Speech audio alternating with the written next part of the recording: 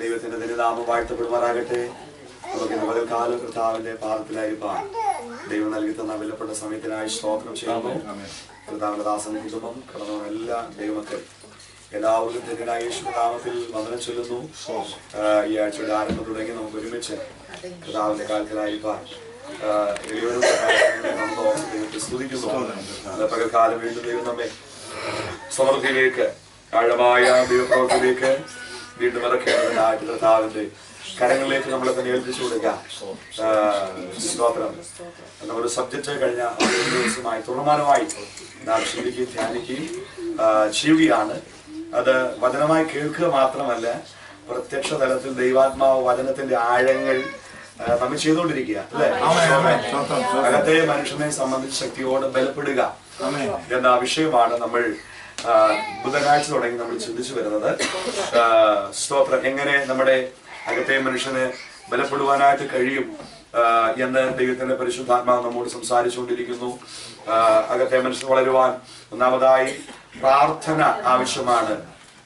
പുറമേയുള്ള മനുഷ്യന്റെ വളർച്ചയ്ക്ക് പ്രാണവായു ആവശ്യമായിരിക്കുന്നത് പോലെ അകത്തെ മനുഷ്യന്റെ വളർച്ചയ്ക്ക് എന്താവശ്യമാണ്?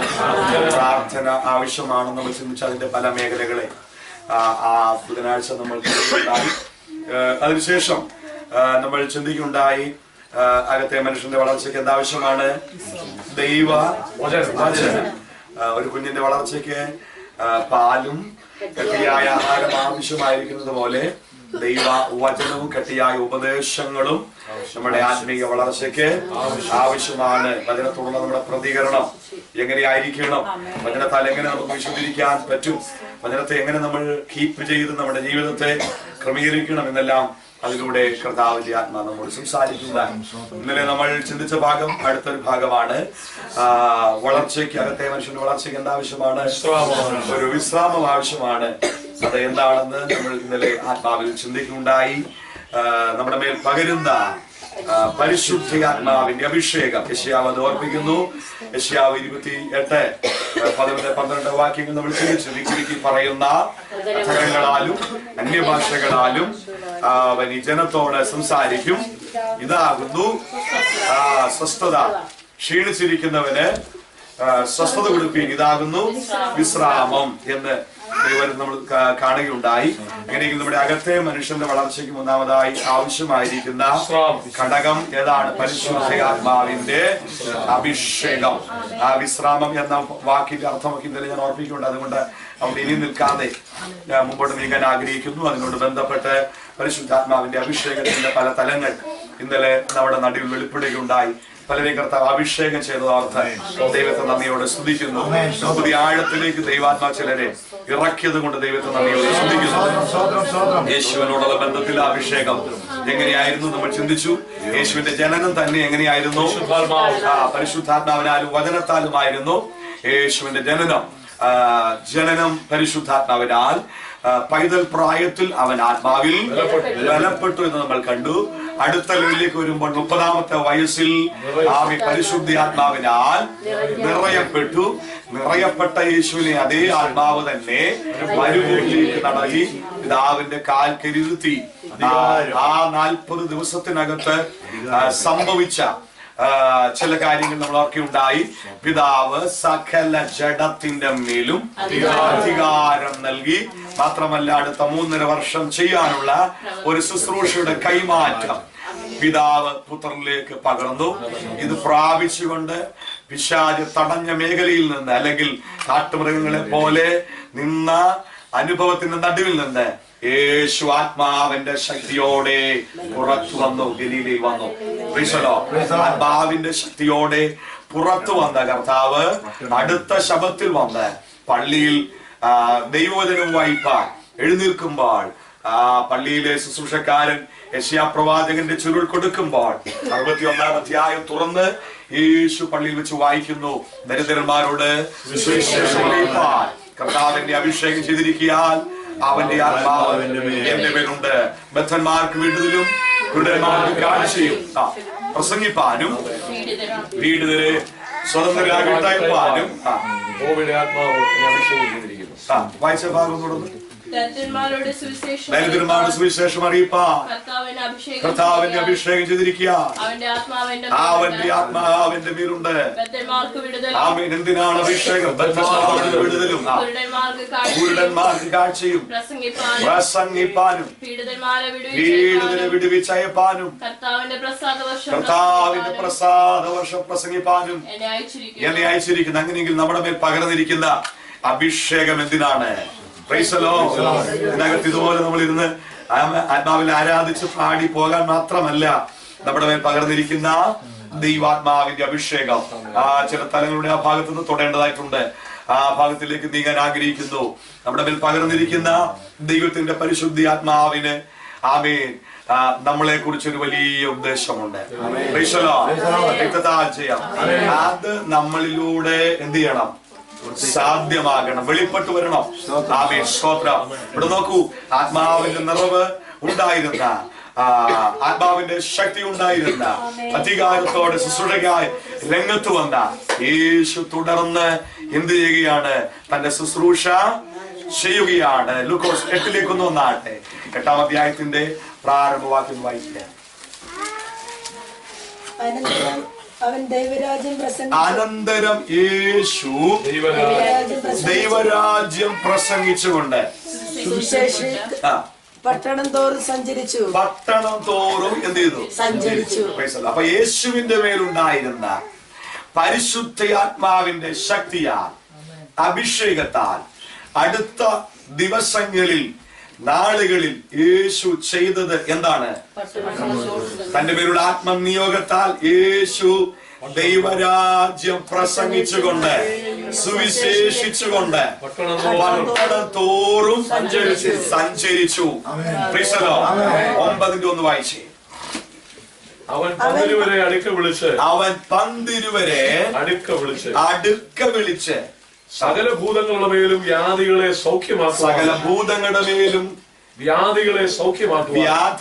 സൗഖ്യമാക്കുവാൻ അവർക്ക് ശക്തിയും അധികാരവും കൊടുത്തു. നോക്കൂ, യേശു പിതാവിങ്കിൽ നിന്ന് എന്തേറ്റു വാങ്ങി?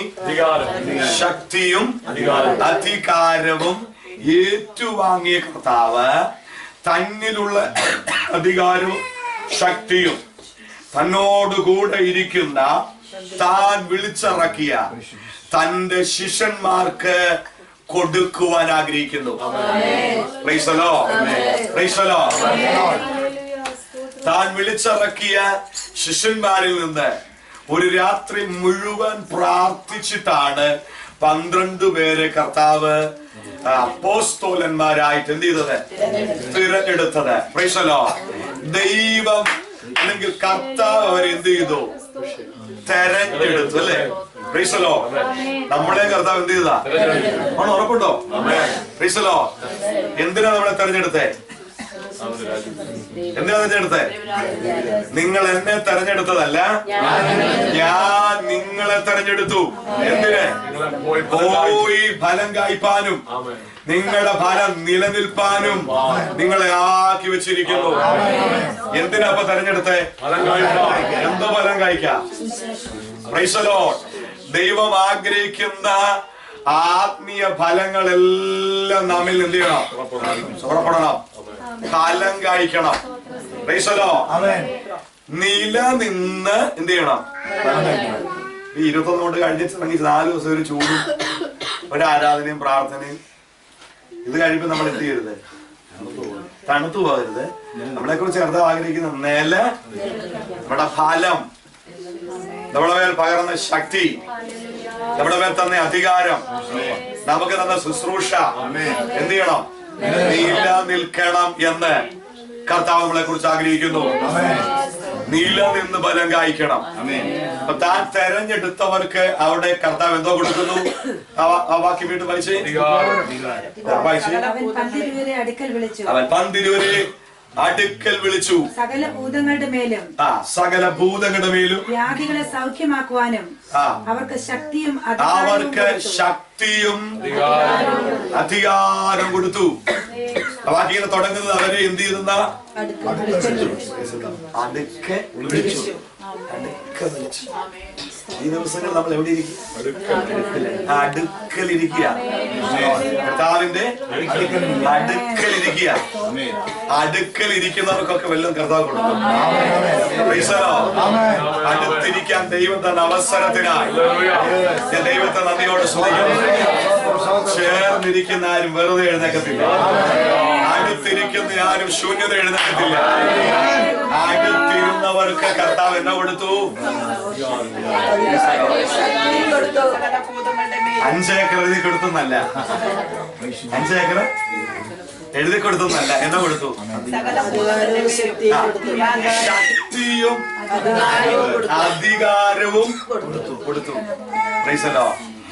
ഇത് പ്രാപിക്കാമെങ്കിൽ ബാക്കിയൊക്കെ പുറകെ എന്ത് ചെയ്തു?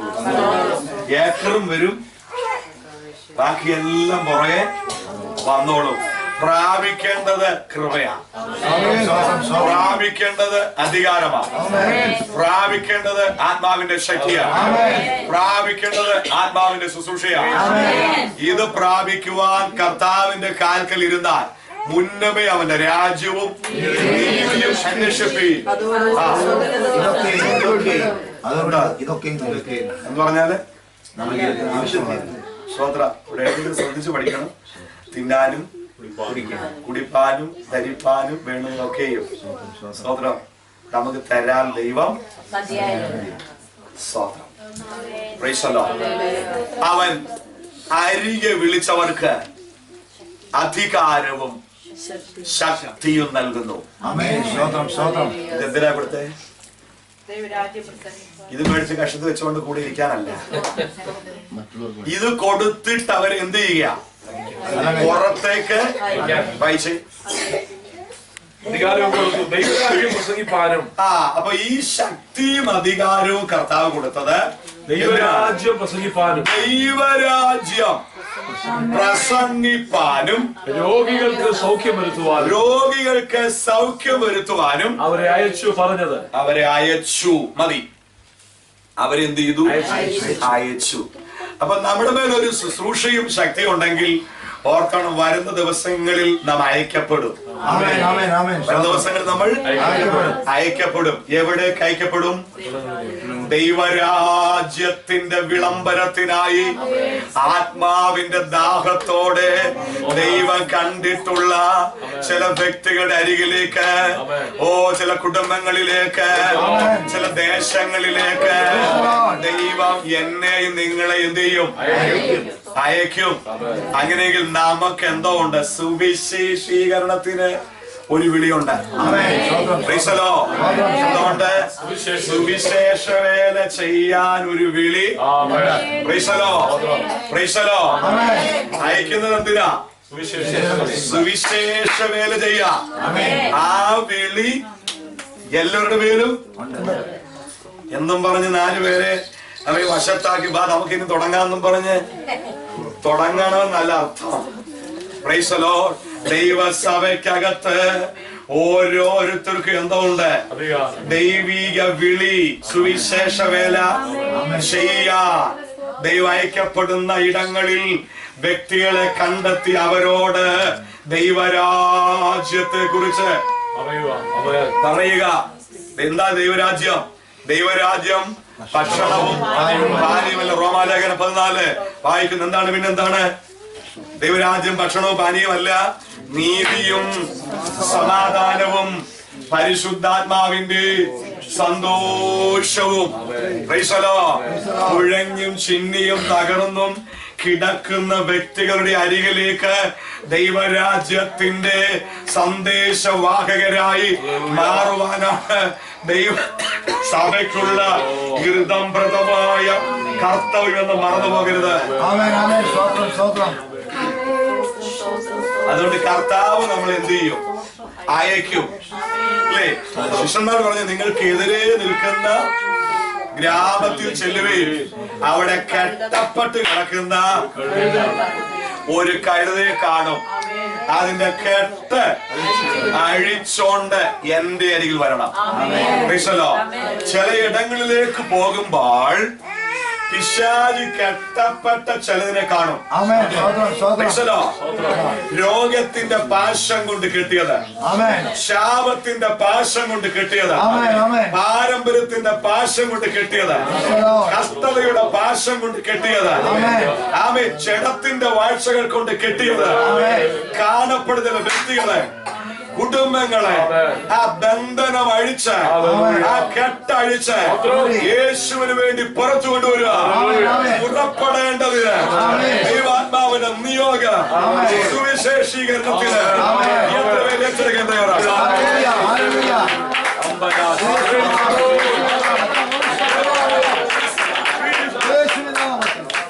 കെട്ടപ്പെട്ടതിനെ കെട്ടഴിക്കാം.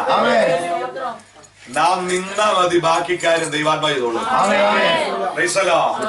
ചില രോഗത്തിന്റെ കയറുകളാൽ കെട്ടപ്പെട്ട ചില കുടുംബങ്ങളിൽ കാലുകുത്തി പ്രാർത്ഥിക്കുമ്പോൾ രോഗബന്ധനങ്ങൾ അഴിയും. വിഷയങ്ങളിൽ കുടുങ്ങിക്കിടക്കുന്ന ഭവനങ്ങളിൽ കാലുകുത്തി പ്രാർത്ഥിക്കുമ്പോൾ പിശാച് നാളുകളായി ഊരാക്കെട്ടിട്ട് അഴിയാക്കെട്ടിട്ട് ബന്ധിച്ചു വച്ചിരിക്കുന്ന വ്യക്തികള് കുടുംബങ്ങളെ കെട്ട് അഴിഞ്ഞ് പുറത്ത് വരുന്ന ആത്മാവിന്റെ ശക്തിയോ ആത്മാവിന്റെ അധികാരമോ ഈ ദിവസങ്ങളില് ദൈവ സഭയ്ക്കകത്ത് ദൈവാത്മ ചരണമേൽ പകരുന്നതോർത്ത് ദൈവത്തെ നന്ദിയോട് സ്തുതിക്കുകയാണ്. നാമത്തില് ദൈവശക്തി പ്രാപിച്ചാട്ടെ.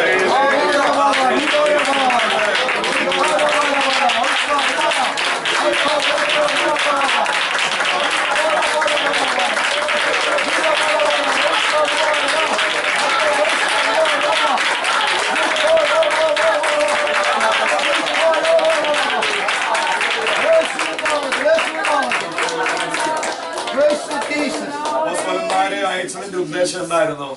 ദൈവരാജ്യം പ്രസംഗിക്കുക, രോഗികളെ സൗഖ്യമാക്കുക, ദുരാത്മാക്കളെ ശാസിച്ച ജീവിതങ്ങളെ പുറത്തു കൊണ്ടുവരിക. ദൈവരാജ്യത്തിന്റെ വിളംബരമാണ് നമ്മളെ ഏൽപ്പിച്ചിരിക്കുന്ന ഏറ്റവും വലിയ ദൗത്യം. ആ ദൗത്യത്തിൽ ആത്മശക്തിയാ നമ്മൾ വളരുവാനിടയാകുക. ഈ 10-ാം അധ്യായത്തിൽ 1-ാം വാക്യം വായിച്ച് 10-ന്റെ ഒന്നുകൂടെ. സഹോദരന്മാരെ, അനന്തരം കർത്താവ് വേറെ 70 പേരെ അനന്തരം കർത്താവ് വേറെ 70 പേരെ നിൽക്കട്ടെ. നോക്കൂ, കർത്താവിന് ഒത്തിരി ശിഷ്യന്മാരുണ്ടായിരുന്നു. അതിൽ നിന്നാണ് 12 പേരെ കർത്താവ് അപ്പോസ്തലന്മാരായിട്ട് തെരഞ്ഞെടുത്തത്. അതിനകത്തും പിന്നെ ഒരു പ്രത്യേക സർക്കിൾ ഉണ്ടായിരുന്നു. പ്രത്യേക ശുശ്രൂഷയ്ക്ക് 12 പേരെ കൊണ്ടുപോയില്ല. പിന്നെ ആരെ കൊണ്ടുവന്നറിയാമോ? 3 പേരെ. അപ്പോ 12-നകത്തും പിന്നെ വേറൊരു സർക്കിളിലൂടെ ഉണ്ടായിരുന്നു. ഈ 12-ന് പുറത്ത് മറ്റൊരു സർക്കിൾ ഇവിടെ കാണുന്നു. അതേതാണെന്ന് അറിയാമോ? ഒരു 70 പേരടങ്ങുന്ന ഒരു സർക്കിൾ. 10-ാം അധ്യായത്തിൽ കർത്താവ് മറ്റേ 70 പേരെ എന്തിരുന്ന് കാണുന്നത്? നിയമിച്ചു. എന്ത് ചെയ്തു? നിയമിച്ചു. നിയമിക്കുക എന്ന പദത്തിനകത്ത് എന്തോ ഉണ്ട്? അധികാരമുണ്ട്. ഒരു അപ്പോയിന്റ്മെന്റിനകത്ത് ഒരു അതോറിറ്റി ഉണ്ട്. 70 പേരെ കർത്താവ് നിയമിച്ചു. എന്തിനുള്ള അതോറിറ്റിയാണ് കർത്താവ് അവർക്ക് നൽകിയത്? ആ ചാപ്റ്റർ നമ്മൾ വായിക്കുമ്പോൾ നമ്മൾ കാണുന്നുണ്ട്. ആ വാക്ക് വായിച്ചാട്ട് വീണ്ടും. അനന്തരം കർത്താവ് വേറെ 70 പേരെ നിയമിച്ചു. താൻ ചെല്ലുവാനുള്ള ഓരോ പട്ടണത്തിലേക്കും സ്ഥലത്തിലേക്കും അവരെ യേശുവിന് മുൻപേ ഈരണ്ടായി അയച്ചു. നോക്കി, ഈ 70 പേരെ കർത്താവ് 2 പേര് വെച്ച് ഒരു ടീമാക്കി. എത്ര ടീം കാണും? 35 ടീമിനെ എങ്ങോട്ട് അയച്ചു? യേശു എവിടെല്ലാം വരുന്ന ദിവസങ്ങളിൽ ചെല്ലാൻ ആഗ്രഹിക്കുന്നോ, പോകാൻ ആഗ്രഹിക്കുന്നോ ആ പട്ടണങ്ങളിലേക്കും ഗ്രാമങ്ങളിലേക്കും സ്ഥലങ്ങളിലേക്കും ഇവരെന്ത് ചെയ്തു? തനിക്ക് മുൻപായി അയച്ചു. അങ്ങനെയെങ്കിൽ ഇവര് ചെന്ന് എന്തായിരിക്കും പറയുന്നത്? ഞങ്ങൾക്ക് പിന്നാലെ ഒരുവൻ കർത്താവിനെ കുറിച്ച് പറയാനാ, കർത്താവിനെ കൊടുക്കാനാ, കർത്താവിനെ പരിചയപ്പെടുത്താനാ അങ്ങോട്ട് അയക്കുന്നേ. കഥ പറയാനല്ല, മറ്റെന്തെങ്കിലും വിഷയങ്ങൾ പറയാനല്ല. നമ്മുടെ ഉത്തരവാദിത്തം യേശുവിനെ കൊടുക്കുക. സ്തോത്രം, സ്തോത്രം. ദാവീദിന്റെ സന്തതിയായി ജനിച്ച് മരിച്ച് അടക്കപ്പെട്ട ഉയർത്തെഴുന്നേറ്റ യേശുവിനെ ഓർത്തുകൊള്ളുക. അതാകുന്നു അതിനെങ്കിൽ നമ്മളെ അയക്കുന്ന എന്തിനാണ്? എന്താണ് സുവിശേഷം? യേശുവിൽ കൂടെയുള്ള രക്ഷ, യേശുവിൽ കൂടെയുള്ള വിടുതൽ. ഇവിടെ പറയുന്നു താൻ ചെല്ലാൻ പോകുന്ന, താൻ ചെല്ലാൻ പോകുന്ന ചില വീടുകളിലേക്ക് യേശു വന്ന് വസിക്കാൻ ആഗ്രഹിക്കുന്നു. ചില വ്യക്തികളിൽ യേശു ചെന്ന് വസിക്കാൻ ആഗ്രഹിക്കുന്നു. യേശു വസിക്കണമെങ്കിൽ അതിന് മുമ്പ് നമ്മൾ എന്ത് ചെയ്യണം? നമ്മൾ ഇന്ന് വഴി ഒരുക്കണം. യേശു വരുന്നു എന്ന്, നിന്റെ ഹൃദയത്തിന്റെ വാതിക്കൽ മുട്ടുന്നു എന്ന് നാം ചെന്ന് പറഞ്ഞ ആ ഗോസ്പൽ നാം ഷെയർ ചെയ്യാൻ തയ്യാറായാൽ അങ്ങനെയുള്ളവർ നിശ്ചയമായി എന്ത് ചെയ്യും? വിടുവിക്കപ്പെടും. എത്ര വലിയ കെട്ടിനകത്ത് കിടന്നാലും ഇന്ന് കേൾക്കാൻ യേശുവിന്റെ നാമം സകല നാമത്തിനും മേലായ നാമമാണ്. യേശു തന്ന അധികാരം സകല അധികാരങ്ങൾക്കും മേലായുള്ള അധികാരമാണ്. അതുകൊണ്ട് ആ അധികാരത്തിന്റെ കീഴിൽ ബാക്കിയുള്ള സകല അധികാരങ്ങൾ വഴിയപ്പെടും. സ്വർഗത്തിലും ഭൂമിയിലും പാതാളത്തിലും സകല നാമത്തിനും മേലായ നാമമാണ് നമ്മുടെ യേശുവിന്റെ നാമം. അതുകൊണ്ട് അതിന് കീഴിൽ ഏതു നാമങ്ങൾ ഏത് കുടുംബത്തെ കെട്ടിയാലും ഏത് വ്യക്തിയെ കെട്ടിയാലും യേശുവിന്റെ നാമം പറയുമ്പോ ആ നാമത്തിന് മുമ്പിൽ തകരാത്ത അഴിയാത്ത ഒരു നാമമില്ല. രക്തത്താൽ ചെയ്യാം, രക്തത്താൽ ചെയ്യാം. യേശുവിന്റെ നാമം എന്നുള്ളത് വളരെ ശക്തിയുള്ള നാമമാണ്. നമ്മുടെ ചില വിഷയങ്ങൾ നാം എന്ത് ചെയ്യണം? ഉപയോഗിക്കണം. നമ്മുടെ അധരത്തിലൂടെ യേശുവിന്റെ നാമം എന്ത് ചെയ്യണം? ഉപയോഗിക്കണം. യേശുവിന്റെ നാമം ഉപയോഗിക്കുമ്പോഴാണ് അന്ധകാര ശക്തികൾ കീഴടങ്ങുന്നത്. ചില സന്ദർഭങ്ങളിൽ ദുരാത്മാക്കൾക്ക് ബാധിക്കപ്പെട്ടവർക്ക് വേണ്ടി പ്രാർത്ഥിക്കാൻ ദൈവം നിർത്താറുണ്ട്. അങ്ങനെയുള്ളവർക്ക് വേണ്ടി പ്രാർത്ഥിക്കുമ്പോൾ സ്തോത്രം യേശുവിന്റെ നാമത്തിൽ അഴിഞ്ഞു വരാൻ കൽപ്പിക്കുമ്പോഴാണ് വ്യക്തികളിൽ നിന്ന് അശുദ്ധാത്മാക്കൾ പുറപ്പെട്ടു വരുന്നത്. രക്തത്താൽ ചെയ്യാം.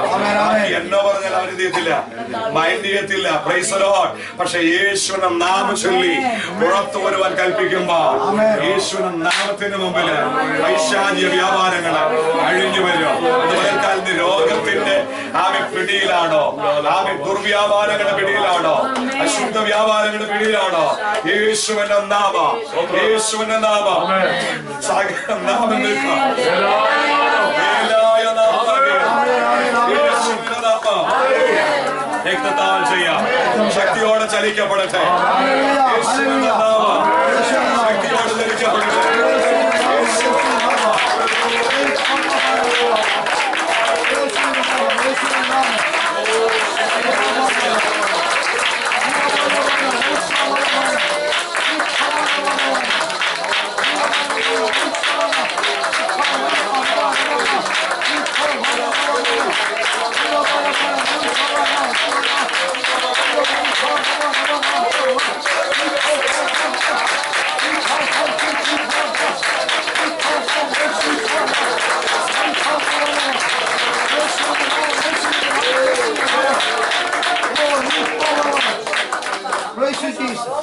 നമുക്ക് അന്ധകാര മണ്ഡലങ്ങളെ ജയിക്കാനുള്ള 3 അധികാരത്തിന്റെ മേഖലകളെ ഞാൻ ഓർപ്പിക്കാം. ഒന്ന് പറഞ്ഞത് യേശുവിന്റെ നാമം. കാരണം യേശുവിന്റെ നാമം സകല നാമങ്ങൾക്കും. എന്തുകൊണ്ടാണ് യേശുവിന്റെ നാമം സകല നാമങ്ങൾക്കും മേലായ നാമം എന്നറിയാമോ? ഫിലിപ്പിയർ 2-ാമത്തേതിലേക്ക് വരുമ്പോൾ 15-ാമത്തെ വാക്യം തുടങ്ങി വായിക്കുമ്പോൾ ഒന്ന് വായിച്ചു. അവരുടെ ഇടയിൽ നിങ്ങൾ ജീവന്റെ വചനം പ്രമാണിച്ചുകൊണ്ട് ലോകത്തിൽ ജ്യോതിസുകളെ പോലെ പ്രകാശിക്കുന്നു. അങ്ങനെ ഞാൻ ഓടിയതും അധ്വാനിച്ചതും വെറുതെ ആയില്ല എന്ന ക്രിസ്തുവിന്റെ നാളിൽ എനിക്ക് പ്രശംസയുണ്ടാകും. അവൻ ദൈവരൂപത്തിലിരിക്കെ ദൈവത്തോടുള്ള സമത്വം മുറുകെ പിടിച്ചുകൊള്ളണമെന്ന് വിചാരിക്കാതെ ദാസരൂപമെടുത്തു. മനുഷ്യ സാദൃശ്യത്തിലായി തന്നെത്താൻ ഒഴിച്ചു. വേഷത്തിൽ മനുഷ്യനായി വിളങ്ങി. തന്നെത്താൻ താഴ്ത്തി ക്രൂശിലെ മരണത്തോളം തന്നെ തന്നെ അനുസരണമുള്ളവനായി തീർന്നു. അതുകൊണ്ട് പിതാവായ ദൈവം യേശു ക്രിസ്തുവിനെ ഏറ്റുയർത്തി. 7 വിധ താഴ്ചകൾക്ക് വേണ്ടി തന്നെ എന്ത് ചെയ്തു? ഏൽപ്പിച്ചു കൊടുത്തു, വിട്ടുകൊടുത്തു. പുത്രൻ തമ്പുരാ തന്നെത്താൻ താഴ്ത്തുവാൻ തന്നെ തന്നെ ഏൽപ്പിച്ചു കൊടുത്തപ്പോ പിതാവായ ദൈവം തീരുമാനിച്ചു, ഞാൻ ഉയർത്തും. എവിടം വരെ ഉയർത്തി? സകല നാമങ്ങൾക്കും നാമം നൽകി. ആ നാമമാണ് ഉച്ചരിക്കാൻ കർത്താവ് നമുക്ക് തന്നിരിക്കുന്നത്. സകല നാമങ്ങൾക്കും നാമം തന്നിരിക്കുന്നത് കൊണ്ട് ആ നാമത്തിന് മുമ്പില് സകല മുഴങ്കാലും മടങ്ങും. നമ്മളൊരു കാര്യം സാധിക്കാൻ വേണ്ടി നമ്മുടെ നാട്ടില് വില്ലേജ് ഓഫീസർ വിചാരിച്ചു. നമ്മൾ ആരാണെന്ന് നമുക്ക് അറിയത്തില്ല. വില്ലേജ് ഓഫീസറൊക്കെ എനിക്ക് ഇന്നൊരു സർട്ടിഫിക്കറ്റ് വേണം. ഈ പുള്ളി അവിടെ എന്ത് ചെയ്യാം, നമ്മളെ കുഴക്കുക. പക്ഷേ ഉമ്മൻചാണ്ടി സാർ നമ്മുടെ അടുത്ത ആളാണെന്ന് വിചാരിച്ചു. ഇമാജിനാണ്. സ്തോത്രം. ഇതൊന്ന് പറയാമെങ്കിൽ ആ സാറിന് ഒക്കത്തില്ല. പിന്നെ ഞാൻ ചാണ്ടി സാറിനോട് പറഞ്ഞോളാം. അടുത്ത നിമിഷം എന്ത് ചെയ്യും? സർട്ടിഫിക്കറ്റ് എഴുന്നേറ്റ് നിന്ന് പേപ്പർ കയ്യില്. സ്തോത്രം. കാരണം ഒരു നാമത്തിന്റെ വിലയാ, ഒരു പേരിന്റെ വിലയാ. പ്രിയരെ, ഈ ലോകത്തിലുള്ള ഒരു കൊച്ചു അധികാരിയുടെ പേരിന് ഈ വില ഉണ്ടെങ്കിൽ എന്റെ യേശുവിന്റെ നാമം, എന്റെ യേശുവിന്റെ നാമം, സകല നാമങ്ങൾ, സകല നാമങ്ങൾ, സകല നാമങ്ങൾക്ക് മേലായ നാമമാകിയ ആ നാമം വിശ്വാസത്തോടെ, ആ നാമം അധികാരത്തോടെ, ആ നാമം ദൈവം ഏൽപ്പിച്ച നിയോഗത്തോടെ ഉച്ചരിക്കാൻ തയ്യാറാകുന്ന ഒരു ദൈവ പൈതലിന്റെ ആധരത്തിൽ നിന്ന് വീഴുമ്പോ പൈശാചിക മേഖലകള് തകർക്കപ്പെടുകയാണ്. പൈശാചിക മേഖലകള് ഉടയപ്പെടുകയാണ്. രക്തത്താൽ ചെയ്യാം. യേശുവിന്റെ അധികാരമുള്ള നാമത്തിൽ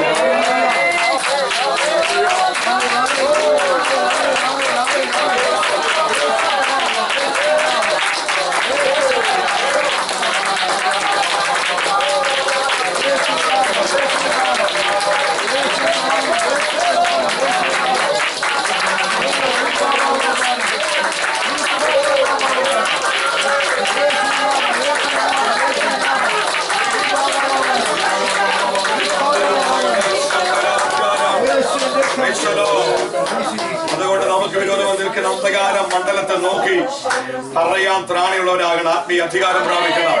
യേശുവിന്റെ നാമത്തിൽ രോഗശക്തിയെ, യേശുവിന്റെ നാമത്തിൽ കടഭാരം, യേശുവിന്റെ നാമത്തിൽ ജോലിക്ക് വിരോധം നിൽക്കുന്ന അന്ധകാരമേ, യേശുവിന്റെ നാമത്തിൽ വാഗ്ദത്തങ്ങൾക്ക് വിരോധം നിൽക്കുന്ന ഉയർച്ചകളെ ഞാൻ നിന്നെ ശാസിക്കുന്നു എന്ന് പറയാനൊരു അധികാരം ദൈവശക്തിയാണ്.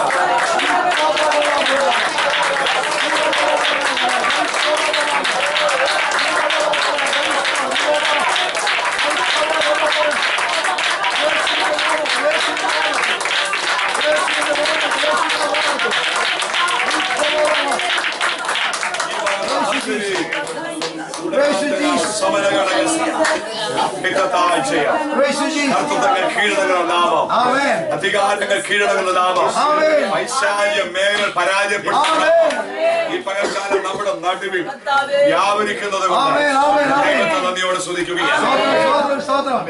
അടുത്തതായി നമുക്ക് ജയിപ്പാൻ നിൽക്കുന്ന മറ്റൊരു മേഖലയാണ് യേശുവിന്റെ രക്തം.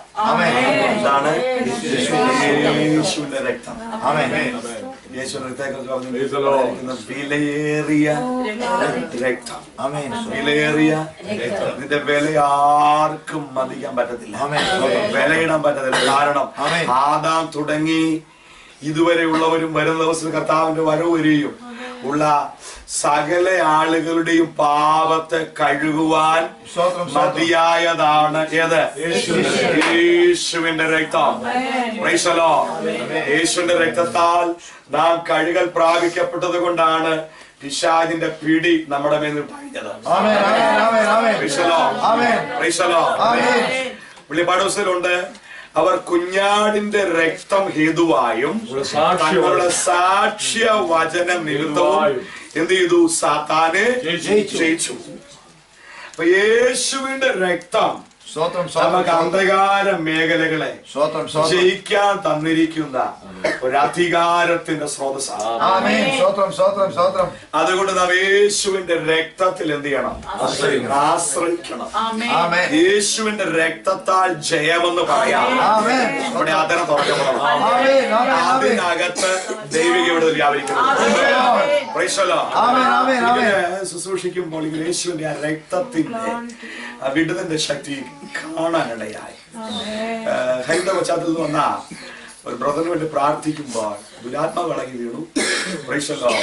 യേശുവിന്റെ നാമത്തിൽ അഴിയാനൊക്കെ പറഞ്ഞു, പക്ഷേ ഇത് മൈൻഡ് ചെയ്യാതെ ഇങ്ങനെ അവകാശം പറഞ്ഞ് കിടക്കുക. അങ്ങനെ കിടക്കുമ്പോൾ ഇങ്ങനെ ചോദിച്ചു, എന്താണ് നിനക്ക് അവകാശമായി ഈ വ്യക്തിയുടെ മേലെ ഉള്ളത് എന്ന് ചോദിക്കുമ്പോൾ ഭൂതാത്മ പറഞ്ഞു, എനിക്ക് നേർച്ച തന്ന 11 രൂപ 50 പൈസ ഇവന്റെ വീടിന്റെ ഇന്ന ഭാഗത്ത് ഒരു തൂവാല കെട്ടി ഇപ്പോഴും വെച്ചിട്ടുണ്ട്. എനിക്ക് നേർച്ച തന്ന 11 രൂപ 50 പൈസ ഇവന്റെ വീടിന്റെ ഇന്ന ഭാഗത്ത് ഇരിപ്പുണ്ട്. അതെന്റെ അവകാശമായി, ഇവൻ തന്നതാ. അതുകൊണ്ട് ഞാൻ ഇവനെ എന്ത് ചെയ്യത്തില്ല. പ്രൈസലോ. മറ്റൊരു കാര്യം പറയാം, നമ്മുടെ ഇവിടെ അങ്ങനെ കുഴപ്പമില്ല. നമ്മുടെ നാട്ടിലൊക്കെ ഇങ്ങനെ പാമ്പിന്റെ തലയും വെച്ച് ചാരവും കൊണ്ട് അവിടുത്തെ നേർച്ച ഇവിടുത്തെ നേർച്ച എന്ന് പറഞ്ഞ് പല ആളുകൾ വരും. സ്തോത്രം. അവർ വന്നതല്ലേ, 1 രൂപ അങ്ങ് ഇരിക്കട്ടെ എന്നും പറഞ്ഞ് കൊടുത്ത ഓർത്തോണം. അതിന്റെ പേരിൽ അവകാശം പറഞ്ഞ് പിശാച് വാദിക്കാൻ സാധ്യതയാണ്. വിഷക്കാലം വരുവാണ് കൊടുത്ത് ഒരു കുഴപ്പമില്ല. പക്ഷേ ഏതെങ്കിലും പഴയല്ലോ നോക്കൂ, ഇവൻ നേർച്ച കൊടുത്ത് അതിന് കൊടുത്തതായതുകൊണ്ട് അതിന്റെ പേരിൽ ഇപ്പോഴും എന്ത് ചെയ്യാ? അവകാശം പറഞ്ഞ് വിട്ടുപോകാതെ നിൽക്കുക. ഇങ്ങനെ ആ സമയത്ത് പ്രാർത്ഥിച്ചു, യേശുവിന്റെ രക്തം കർത്താവ് ഇപ്പോൾ ഇവന്റെ വീടിന്റെ ആ മേഖലയിലേക്ക് വ്യാപരിക്കട്ടെ. ഇവന്റെ അറിവില്ലായ്മയിൽ പിശാചിന് കൊടുത്ത ആ പണം പോലെ യേശുവിന്റെ രക്തത്താൽ വിശുദ്ധീകരിക്കപ്പെടട്ടെ. ഇവന്റെ അറിവുകളെ കർത്താവ് ക്ഷമിക്കുവാനും യേശുവിന്റെ രക്തത്താൽ കഴുകൽ പ്രാപിക്കപ്പെടുവാനും പ്രാർത്ഥിക്കുന്നു. യേശുവിന്റെ രക്തം ഇവന് വേണ്ടി അനുകൂലമായി സംസാരിക്കട്ടെ, വിടുതലായി വ്യാപരിക്കട്ടെ എന്ന് പറഞ്ഞ് യേശുവിന്റെ രക്തത്തിൽ ഏൽപ്പിച്ച് പ്രാർത്ഥിപ്പാനിടയായി. ഇങ്ങനെ പ്രാർത്ഥിച്ചിട്ട് വീണ്ടും ആ ദുരാത്മാവിനോട് സംസാരിക്കാൻ തുടങ്ങി. ഞാനിങ്ങനെ ചോദിച്ചു, ഇപ്പോൾ നോക്കിക്ക് എങ്ങനുണ്ട്? Praise the lord. ആമീൻ. ഉടനെ അത്ഭുതം പറയാണ്, അവിടെ ഇരിക്കുന്ന ആ പണം, ആ പൈസ യേശുവിന്റെ രക്തത്തിൽ മറയപ്പെട്ടിരിക്കുന്നു. എന്റെ ഭവനത്തെ ഞാൻ യേശുവിന്റെ രക്തത്തിൽ മുദ്ര വെക്കുമെന്ന് പറഞ്ഞപ്പോ പിശാച് പറയാൻ, എനിക്കിപ്പോൾ അവിടേക്ക് ചെല്ലാൻ പറ്റുന്നില്ല. ആ ഭവനത്തിന് ചുറ്റും യേശുവിന്റെ രക്തത്തിന്റെ ശക്തി, യേശുവിന്റെ രക്തത്തിന്റെ ശക്തി വ്യാപരിക്കുന്നു. നിനക്ക് വല്ല അവകാശമുണ്ടോ? ഇല്ല, എന്റെ അവകാശം എല്ലാം മാറിപ്പോയി. യേശുവിന്റെ നാമത്തിൽ പുറത്തു പോകുക. വീണ്ടും അധികാരത്തോടെ കൽപ്പിച്ചപ്പോൾ അവൻ ഉരുണ്ട് ദുരാത്മാവായി പോയി. ഇങ്ങനെയെങ്കിൽ നമുക്ക് ജയിക്കാൻ തന്നിരിക്കുന്ന ഒരധികാരമാണ് യേശുവിന്റെ രക്തം എന്നുള്ളത്. യേശുവിന്റെ അധികാരമുള്ളത് ദൈവശക്തി ഈ പകൽക്കാലം വ്യാപരിക്കട്ടെ. അതൽക്കമൻ ഹസ്യാന്തരി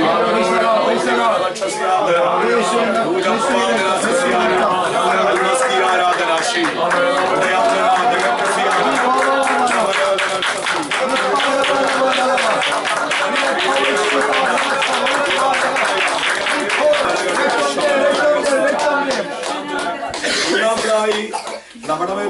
പ്രവർത്തിക്കുന്ന പരിശുദ്ധ ആത്മാവിന്റെ ശക്തിയാൽ നാം ദൈവത്തെ ആരാധിക്കുമ്പോൾ, ആത്മാവിന്റെ നിയോഗത്താൽ നാം ദൈവത്തെ ആരാധിക്കുന്നത് നമ്മുടെ കർത്താവ് ആരാധനയ്ക്ക് യോഗ്യനായതുകൊണ്ട് മാത്രമാണ്.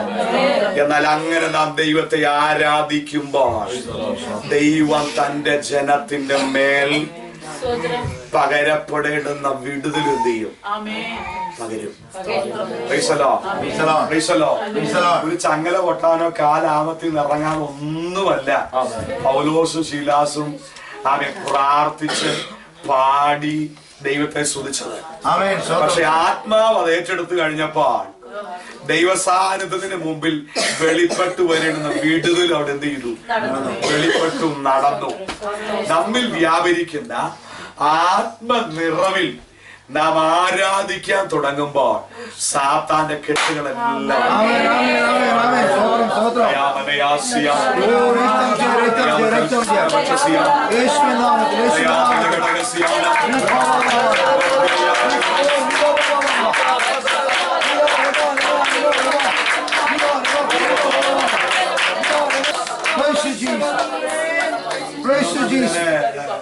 പഠിക്കുന്ന സെമിനാറിലായിരിക്കുന്ന കാലത്ത് ഒരിക്കൽ ഒരു എക്സാമിന് സമയമായി. അതിന്റെ ചില ദിവസങ്ങൾ മുമ്പ് ഞാൻ പഠിക്കുന്ന ആ സെമിനാരിയിലെ ഒരു 3 ദിവസം യൂത്തിന്റെ ഒരു പ്രത്യേക മീറ്റിംഗ് നടക്കുകയാണ്. അങ്ങനെ ആ മീറ്റിംഗ് നടക്കുന്ന ദിവസങ്ങൾ കഴിഞ്ഞാണ് എൻ്റെ എക്സാം എഴുതണം. പക്ഷെ ഞാൻ വളരെ ശരീരത്തിലെ രോഗിയായി എൻ്റെ ഡോർമെട്രിയിൽ ഞാൻ വിശ്രമിക്കുന്നു. വൈകിട്ടത്തെ സെക്ഷനിൽ മീറ്റിംഗ് നടക്കുന്നു. സ്തോത്രം.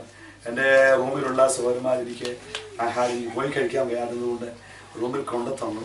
അങ്ങനെ ഞാൻ അവിടെ ഇരുന്ന് ആഹാരം കഴിച്ചിട്ട് വീണ്ടും എൻ്റെ ബെഡിൽ വിശ്രമിക്കുമ്പോൾ താഴത്തെ നിലയിൽ ശക്തമായ ആരാധന നടക്കുകയാണ്. എനിക്ക് തോന്നി ഒന്ന് ഇറങ്ങി ഒന്ന് പോകണം. ഞാൻ പെട്ടെന്ന് ഡ്രസ്സ് മാറി താഴേക്ക് പോയി. ആരാധനയുടെ നടുവിൽ ഞാൻ ചെന്നിരുന്നു. സ്തോത്രം. അല്പസമയം കഴിഞ്ഞപ്പോൾ ഒരു വലിയ ആത്മപകർച്ച അവിടെ ഉണ്ടായി. ആമേ. ജനമെല്ലാം എഴുന്നേറ്റ് നിന്നുകൊണ്ട് ദൈവത്തെ ആരാധിപ്പാനായിട്ട് ആ കൂട്ടത്തിൽ ഞാനും അറിയാതെ എന്ത് ചെയ്തു? എഴുന്നേറ്റു. എന്റെ മേലേക്ക് ദൈവാത്മാവിന്റെ വലിയ ശക്തി ആവരിക്കപ്പെട്ടു. ആ ആത്മനിറവിൽ ഞാൻ അവിടെ നിന്ന് ദൈവത്തെ ആരാധിക്കാൻ തുടങ്ങി. ശക്തമായ ഒരു ആത്മമണ്ഡലം എന്റെ മേലേക്ക് ഇറങ്ങി. ആ ആരാധനയുടെ നടുവിൽ ഒരു അസാധാരണമായ വിടുതൽ. ആരാധന കഴിഞ്ഞപ്പോൾ എന്റെ സകല രോഗവും എന്നെ വിട്ടുപോയത് എന്റെ ഒരു അനുഭവമാണ്. ആത്മാവിന്റെ നിറവിൽ ദൈവത്തെ ആരാധിക്കാൻ തുടങ്ങുമ്പോ വിഷാദം നമ്മുടെ മേൽ വെക്കുന്ന രോഗമായാലും കഷ്ടതയായാലും ഭാരമായാലും എന്തു തന്നെ വിഷയമായിരുന്നാലും അവയുടെ മേൽ നമുക്ക് ജയം വ്യാപരിക്കുന്നത് കൊണ്ട് യേശുവിന്റെ അധികാരമുള്ള നാമത്തിൽ അല്ലെങ്കിൽ 3 കാര്യം ഞാൻ ഓർപ്പിച്ചു. 1 യേശുവിന്റെ നാമം, 2 യേശുവിന്റെ രക്തം, 3 ആത്മനിറവിലെ ആരാധന. 3 വിഷയങ്ങൾ കൊണ്ട് നമുക്ക് സാത്താന്റെ മേൽ എന്ത് ചെയ്യാൻ പറ്റും? ജയമെടുക്കുവാനായിട്ട് പറ്റും. യേശുവിന്റെ അധികാരമുള്ള നാമത്തില് ദൈവങ്ങളെ ഒന്ന് വിട്ടുകൊടുത്താട്ടെ. ദേശത്തെ അടക്കി വാഴുന്ന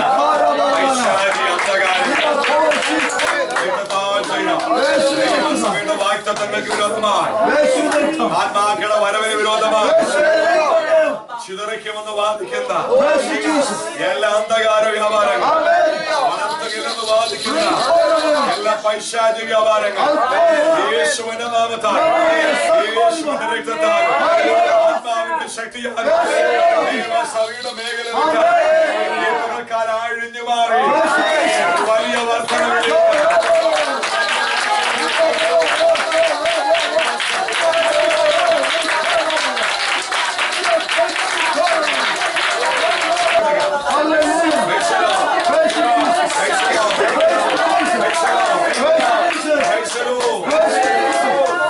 വ്യാപരിക്കുന്ന ദൈവാത്മാവിന്റെ ശക്തിയാ നമുക്ക് അസാധ്യമായ കാര്യങ്ങളെ നമുക്ക് വേണ്ടി ആത്മാവ് നിവർത്തിക്കും.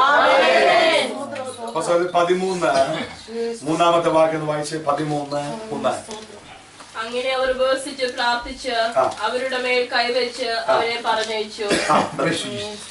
പരിശുദ്ധാത്മാവ് അവരെ പറഞ്ഞയച്ചിട്ട് പരിശുദ്ധാത്മാവ് അവരെ പറഞ്ഞയച്ചു. പറഞ്ഞയക്കുന്നേ ആത്മമേഖല കൂടെ ഇറങ്ങി നിന്നാൽ തുടർന്ന് അയക്കുന്നത് ദൈവാത്മാവായിരിക്കും.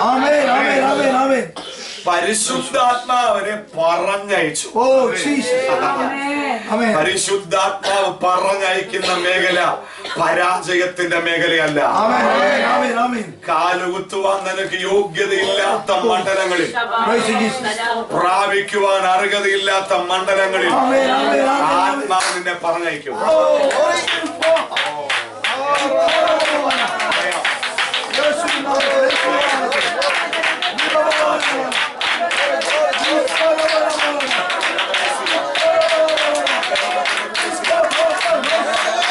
അവിടെ ആത്മാവ് അയച്ച ദൈവപ്രവൃത്തി വെളിപ്പെടും. ഒരാഴ്ചക്ക് മുമ്പ് സ്കോട്ട്ലൻഡിൽ നിന്ന് ഒരു ബ്രദർ നാട്ടിൽ വന്നു. തനിക്കൊരു വീട് പണിയാനായിട്ട് ആഗ്രഹിച്ചതിന്റെ തറക്കല്ലൊക്കെ ഞങ്ങൾ ഇട്ടു. ബാങ്കിൽ നിന്നൊരു ലോണ് എടുക്കുവാനായിട്ടുള്ള എല്ലാ കാര്യങ്ങളും ക്രമീകരിച്ചിട്ടാണ് ഞങ്ങളുടെ അരികിൽ വന്നത്. അന്ന് ഞങ്ങളോടൊപ്പം ആ ബ്രദർ താമസിച്ചു. പക്ഷേ തനിക്ക് ഇവിടുത്തെ പാസ്പോർട്ടിന്റെ ഇന്ത്യയിലുള്ള ബാങ്കിൽ നിന്നൊന്നും ഇത് ചെയ്തില്ല, ലോൺ കിട്ടത്തില്ല. അപ്പൊ അങ്ങനെ ലോൺ കിട്ടാൻ ഒരു സാധ്യതയും ഇല്ല. നിന്റെ പാസ്പോർട്ട് എനിക്ക് കാണണം എന്ന് ബാങ്കുകാർ എന്ത് ചെയ്തു, ആവശ്യപ്പെട്ടത് കൊണ്ട് വേറൊരു ആവശ്യം കൊടുത്തിരിക്കുകയാണെന്ന് വേഗം പെട്ടെന്ന് അവിടെ നിന്ന് ഒഴിഞ്ഞു. അത് കഴിഞ്ഞാണ് രാത്രിയില് ഞങ്ങളുടെ അരികിൽ വന്നത്. ഞാനും വൈഫ് ബ്രദറും കൂടെ അന്ന് രാത്രി ഇത് പ്രാർത്ഥിച്ചു.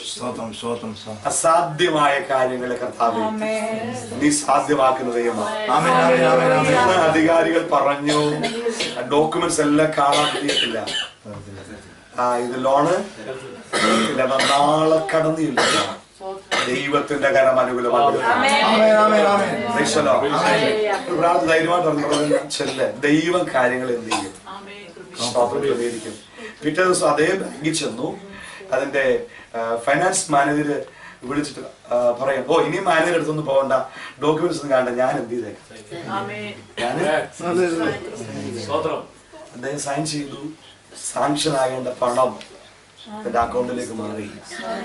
ആത്മാവ് അയച്ച, ആത്മാവ് പറഞ്ഞു വിട്ട, നിന്നെ പരാജയം കാണിച്ചിടത്ത്, തോൽവി കാണിച്ചിടത്ത് ആത്മാവ് ചെയ്യാൻ തരാൻ പോകുക.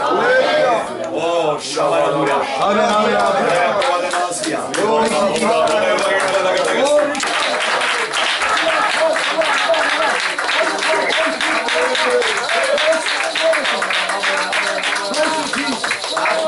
അവരെ പറഞ്ഞയച്ചു. വയൽക്കാല സഭയിൽ ചിലരോട് ദൂത് പറയുന്നു. ആത്മാവ് ചില വാക്തത്വങ്ങളിലേക്ക് പറഞ്ഞയക്കാൻ പോകുക, ചില നന്മയിലേക്ക് പറഞ്ഞയക്കാൻ പോകുക, അടഞ്ഞ വഴികൾ തുറന്ന് അവിടേക്ക് വിടാനായിട്ട് പോകുക. നടക്കത്തില്ലെന്ന് പറഞ്ഞവർ തന്നെ വിളിച്ച് റെഡി എന്ന് പറയത്തക്ക നിലയിൽ ദൈവ ചില മണ്ഡലങ്ങളിലേക്ക്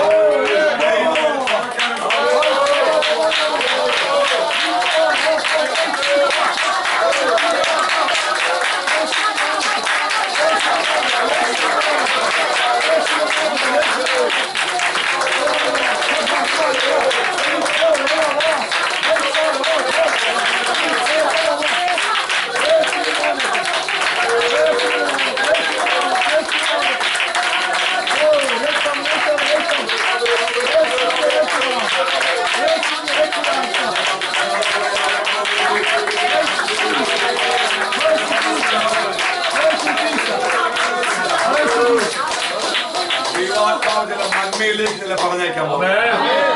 തലമുറകളുടെ വിദ്യാഭ്യാസ ഉയർച്ചയിലേക്ക് പറഞ്ഞേക്കാൻ പോകും. ഇപ്പോൾ ആയിരിക്കുന്ന ജോലിയുടെ സ്റ്റേജിൽ നിന്ന് അടുത്തൊരു ലെവലിലേക്ക് പറഞ്ഞേക്കാൻ പോകും. യേശുവിന്റെ അധികാരമുള്ള നാമത്തിൽ സ്ഥിരതയുള്ള മേഖലകളിലേക്ക്, നിന്റെ എഡ്യൂക്കേഷന്റെ ക്വാളിഫിക്കേഷന് അനുയോജ്യമായ ഒരു ലെവലിലേക്ക് ദൈവം ചെല്ലാം പറഞ്ഞേക്കാൻ പോകും. യേശുവിന്റെ അധികാരമുള്ള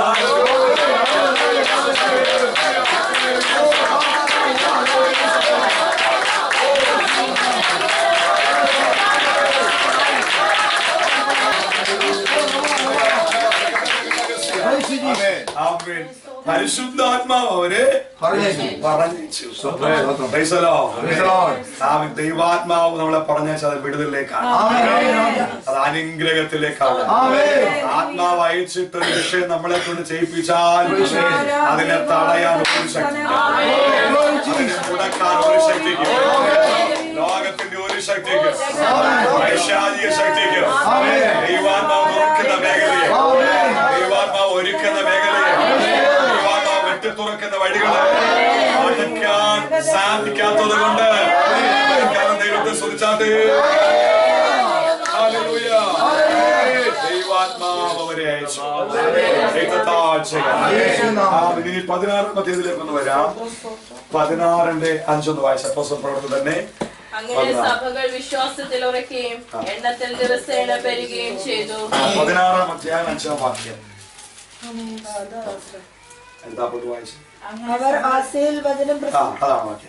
അവർ ആസയിൽ വചനം പ്രസംഗിക്കരുതെന്ന് പരിശുദ്ധാത്മാവ് വിലക്കുകയാൽ. പരിശുദ്ധാത്മാവ് അയച്ചു എന്ന് കണ്ടു, പറഞ്ഞയച്ചു എന്ന് കണ്ടു. ഇവിടെ കണ്ടു പരിശുദ്ധാത്മാവ് എന്ത് ചെയ്തു? വിലക്കി. ദൈവാത്മാവ് എന്ത് ചെയ്യുന്നു? വിലക്കുകയും ചെയ്യും. ദൈവാത്മാവ് എന്തോ ചെയ്യും? വിലക്കും. ദൈവഹിതമല്ലാത്ത വഴിയിലൂടെ കഴിഞ്ഞ നാളുകളിൽ നീ പോയതെങ്കിൽ ആ വഴികളെ ദൈവം എന്തോ ചെയ്യും? വിലക്കും. വിലക്കും. പരിശുദ്ധാത്മാവ് വിലക്കി. ബാക്കിയുടെ ഫ്രുഗ്യയിലും ഗലാത്യ ദേശത്തിലും കൂടി സഞ്ചരിച്ചു. അടുത്ത കണ്ടിന്യൂ വായിച്ചു. വിദുമ്യയ്ക്ക് പോകാൻ ശ്രമിച്ചു. യേശുവിന്റെ ആത്മാവോ അവരെ സമ്മതിച്ചില്ല. യേശുവിന്റെ ആത്മാവോ അവരെ സമ്മതിച്ചില്ല. രണ്ട് പറഞ്ഞുള്ളത് കണ്ടു. ഒന്ന് വിലക്കി, രണ്ട് സമ്മതിച്ചില്ല. ചെയ്യുന്ന കാര്യങ്ങളാണ്. വിലക്കി, രണ്ട് സമ്മതിച്ചില്ല. ഇന്ന് നമുക്ക് വേണ്ടി അത് ചെയ്യുന്നു. സ്തോത്രം. വിലക്കുന്നു. അന്ധകാര മണ്ഡലങ്ങൾ എന്ത് ചെയ്യുന്നു? വിലക്കുന്നു. പിശാചിന്റെ ഇച്ഛകൾ എന്ത് ചെയ്യുന്നു? വിലക്കുന്നു. ഞാനും നിങ്ങളും അറിയാതെ എത്രയോ പദ്ധതികൾ സാത്താന്റെ അണിയറയിൽ തകർത്ത് കളയുവാൻ, ഇവിടുന്ന് കെട്ടിക്കുവാൻ, രാജ്യത്തേക്ക് പറഞ്ഞു വിടുമെന്ന് പറഞ്ഞ് എല്ലാ കണികളും ഒരുക്കി ആമേൻ അണിയറയിൽ എല്ലാ കാര്യം ചെയ്തപ്പോഴും ഞാനും നിങ്ങളും അറിയാതെ സാത്താന്റെ പദ്ധതികളെ എന്ത് ചെയ്തു? ആത്മാവ് വിലക്കി. ആത്മാവ് വിലക്കി. ആത്മാവ് വിലക്കി. അതുകൊണ്ട് ദൈവം ഇന്ന് പകർത്താനോ ആയിരിക്കുന്നത്.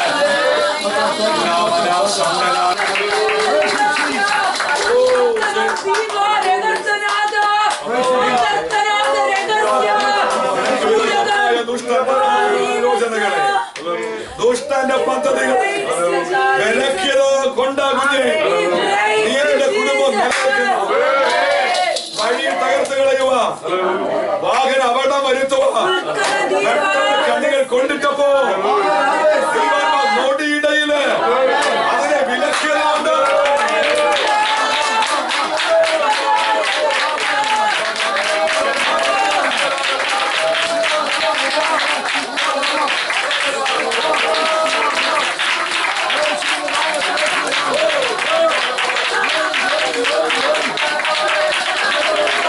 ചില മണ്ഡലങ്ങളിലൊക്കെ നമുക്ക് വിരോധമായി നിന്ന സാത്താന്യ ശക്തികളെ എന്ത് ചെയ്തു?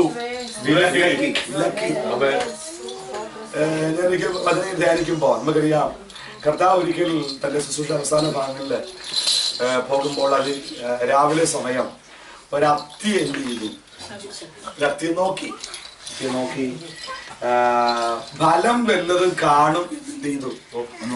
ആഗ്രഹിച്ചാ നോക്കിയത്. പക്ഷെ അതിലൊന്നും കണ്ടില്ല. ഒന്നും ഇല്ലാഞ്ഞത് കൊണ്ട് എന്ത് ചെയ്തു? നിന്നിൽ ഇനി ഒരു ഫലവും ഉണ്ടാകാതിരിക്കട്ടെ എന്ന് പറഞ്ഞ ഒറ്റ ദിവസം കൊണ്ട് അത് വേരോടെ ഉണങ്ങിപ്പോയി. എന്നാ വേറൊരു അത്തിയുണ്ട്. കർത്താവ് പറഞ്ഞ ഉപമയിൽ തോട്ടത്തിൽ നിൽക്കുന്ന ഒരു അത്തി. അതിനും എന്തോ ഇല്ല, ഫലമില്ല. വഴിയിറമ്പി നിൽക്കുന്ന അതേ അത്തിയുടെ സ്വഭാവമാണ് തോട്ടത്തിൽ നിൽക്കുന്ന ഈ അത്തിക്കും. ഫലമില്ലാത്തത് കൊണ്ട് വെട്ടിക്കളയാൻ യജമാനൻ തീരുമാനിച്ചപ്പോ തോട്ടക്കാരൻ പറഞ്ഞു, അരുത് യജമാനനെ, നോക്ക ഒരു കൊല്ലം കൂടെ നിൽക്കട്ടെ, കിളച്ച് എന്ത് ചെയ്യാ, ഒന്നുകൂടെ വളമിട്ട് നോക്കാം, ഒന്നുകൂടെ വെള്ളം ഒഴിച്ച് നോക്കാം, ഒന്നുകൂടെ ട്രീറ്റ്മെന്റ് ചെയ്ത് നോക്കാം, അടുത്ത കൊല്ലമെങ്കിലും വെട്ടിക്കളയാൻ ഓർഡർ ഇട്ടപ്പോഴും ഒരു വിലക്ക്. എന്റെ നിങ്ങളുടെ ഫലത്തിന്റെ കൂടുതൽ കൊണ്ടല്ല,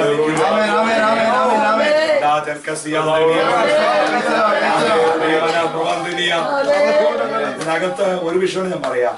ഈ സഭയ്ക്കകത്ത് നിന്നാൽ അതിൻ്റെതായ പരിരക്ഷയുണ്ട്. മറ്റേ വഴിയറമ്പിലായിരുന്നു അല്ലേ? മറ്റേത് യേശു വഴി നടന്നു പോകുന്ന വഴിയറമ്പിലൂടെ നിന്നത്. അതുകൊണ്ട് ഫലമില്ലാഞ്ഞിട്ട് ആമേ ശപിച്ചു, ഉണങ്ങിപ്പോയി. പക്ഷെ ഇപ്പുറത്ത് നിൽക്കുന്നത് എവിടെയാ? ഒരു തോട്ടത്തിനകത്താണ്. തോട്ടത്തിന്റെ സംരക്ഷണം അതിനുണ്ട്. അതിനൊരു തോട്ടക്കാരനുണ്ട്, ഫലമിച്ഛിക്കുന്ന ഒരുവനുണ്ട്. അതിന് വെട്ടുവാൻ യജമാനൻ ഉത്തരവിടുമ്പോഴും വിലക്ക് ഏർപ്പെടുത്താൻ അപേക്ഷയുമായ ഒരു തോട്ടക്കാരൻ താമസിയാൻ ചിലരെ നോക്കി വന്ന് പറയുന്നു, ഷാജിന്റെ വെട്ടേൽക്കേണ്ട സ്ഥാനത്താണ്, മുറിവേൽപ്പിക്കേണ്ട സ്ഥാനത്താണ്. ഓ ഹല്ലേലൂയ! ദൈവാത്മാവ് നിനക്ക് വേണ്ടി, കർത്താവ് നിനക്ക് വേണ്ടി വീട്ടിൽ നിന്നത് കൊണ്ടാണ്, വിലക്കിയത് കൊണ്ടാണ്, ആത്മാവ് വിലക്കിയത് കൊണ്ടാണ് ചില മണ്ഡലങ്ങളിൽ നിലനിൽക്കുന്നതാണ്. വിലക്കുന്ന കർത്താവ് ഇന്ന് പകൽക്കാലം എനിക്കും നിങ്ങൾക്കും വേണ്ടിയുണ്ട്. രക്തം ചെയ്യാം. അതുകൊണ്ടാണ് ഇന്ന് ജീവനോടെ ഇരിക്കുന്നത്. അതുകൊണ്ട് ഇന്ന് പകൽക്കാലം ഇതിനകത്ത് വന്നിരിക്കുന്നത്. പല മേഖലകളിൽ മരണത്തിന്റെ പേടി നിന്റെ മേലിട്ടപ്പോ, മരണത്തിന്റെ വേട്ടയാടലുകൾ നിന്റെ മേൽ കടന്നു വന്നപ്പോ, ജീവിച്ചിരിക്കുന്നില്ല നിന്റെ ആകെ മന്ത്രിച്ചപ്പോ, ആ വേട്ടയാടലുകളെ തകർത്ത് കളഞ്ഞ് വെച്ചിരിക്കുന്ന ദൈവത്തെ, വെച്ചിരിക്കുന്ന ദൈവത്തെ നമുക്ക് ആസ്വദിക്കാൻ കഴിയുമോ?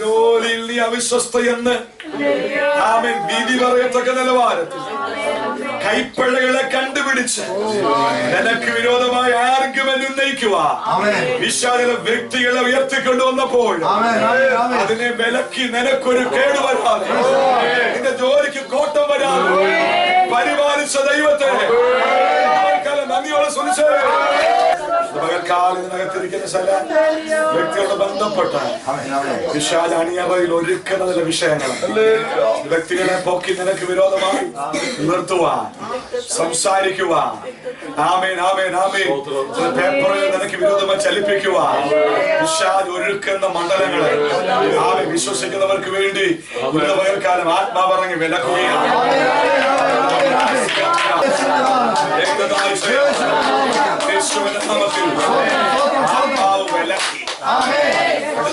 ആത്മാവ് സമ്മതിച്ചില്ല. ഓ ദൈവാത്മാവ് എന്ത് ചെയ്യുന്നില്ല? ചിലതൊക്കെ നടക്കാൻ സമ്മതിക്കുന്നില്ല. നടക്കാൻ അനുവദിച്ചിരുന്നെങ്കിൽ തകർച്ച കണ്ടേനി, നടക്കാൻ അനുവദിച്ചെങ്കിൽ പരാജയം കണ്ടേനി, നടക്കാൻ അനുവദിച്ചിരുന്നെങ്കിൽ ആശുപത്രിയിൽ അഡ്മിറ്റ് ആയേണ്ടി, നടക്കാൻ അനുവദിച്ചിരുന്നെങ്കിൽ ജോലി നഷ്ടപ്പെട്ട്. ആമേൻ. ഇന്ന് പകൽക്കാലം ചിലതൊക്കെ ദൈവാത്മാവ് അനുവദിക്കാഞ്ഞത് കൊണ്ട് സ്വസ്ഥതയോടെ ആയിരിക്കുന്നത്, സമാധാനത്തോടെ ആയിരിക്കുന്നത്. പോലും അറിയാതെ അവനെ പാറ്റിക്കളയുവാൻ ആമേ സാത്താൻ പലവട്ടം എന്ത് ചെയ്യുന്നു? അനുവാദം ചോദിച്ചു. അവന്റെ വിശ്വാസം പോയി പോകാതിരിക്കേണ്ടതിന് ആമേ പുത്രൻ തമ്പുരാൻ അവനെ അനുവദിച്ചില്ല, വിഷാദിനെ അനുവദിച്ചില്ല.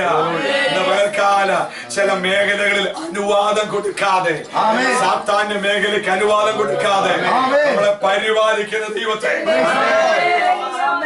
സൂചിച്ചാട്ടെ.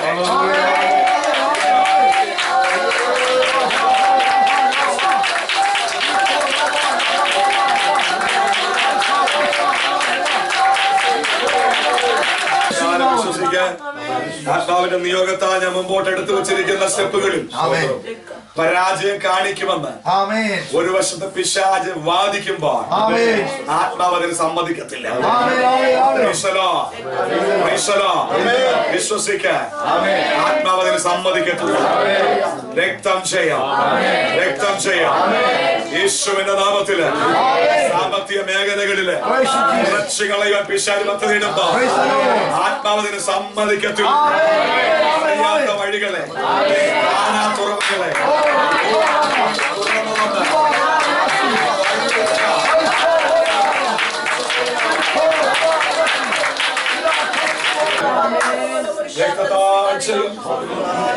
നമുക്ക് വേണ്ടി ദൈവാത്മാവ് എന്നുകൊണ്ടിരിക്കുക.